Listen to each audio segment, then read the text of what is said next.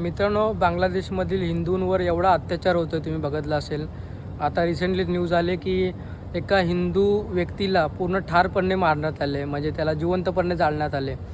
तेथील मुस्लिम कट्टरपंथी जे आहेत त्यांनी पूर्ण जाळून टाकलं त्यांना. तर तिथं समजते तिथे प्रशासन कसं आहे ते. म्हणजे तिकडे हिंदूंवर एवढा अत्याचार होतो आहे तुम्ही बघितलं असेल. तर तिकडे आपले जे हिंदूचे सण आहेत गणपती, दिवाळी, होळी ज्या पण आहेत ते मला वाटतं तिकडे साजरा करून देत नाही. एवढे कट्टरपंथी तिकडे मुस्लिम आहेत तुम्ही बघितलं असेल.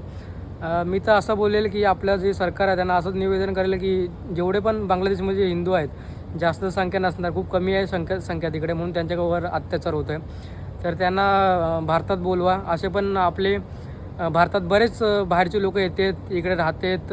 बांगलादेशी लोक येतात तुम्ही बघितलं असेल इकडे राहायला. कोलकात्यामध्ये तुम्ही बघितलं असेल. तर आपले हिंदू का नाही आपल्या भारतामध्ये येऊ शकत, नाही राहू शकत. बोलवा, मी तर बोलतो आहे. कारण एवढे अत्याचार होतात ना त्यांच्यावर. तुम्ही बघितलं असेल त्या मुलाला जिवंतपणे जाळण्यात आलं. म्हणजे तुम्ही बघा किती क्रूर, म्हणजे किती खराब गोष्ट आहे. आणि तुम्ही बघितलं असेल जेव्हा 1947 नंतर, म्हणजे जेव्हा भारत पाकिस्तान वेगळा झाला तेव्हा पण तुम्ही आता पाकिस्तानमध्ये पण पाकिस्तानमध्ये मला वाटतं जेव्हा हिंदू लोकं तिकडे गेली तेव्हा 16% होती. 1947, 1980, 85पर्यंत काहीतरी होती. 14 किंवा 15पर्यंत होती. नाही आता तुम्ही बघाल ना का 2-3% फक्त हिंदू आहेत. म्हणजे बाकीचे हिंदू गेले कुठे. आणि आपल्या भारतात बघा एवढ्या मुस्लिमची संख्या वाढली, कारण आपण तर ठेवतो त्यांना चांगले.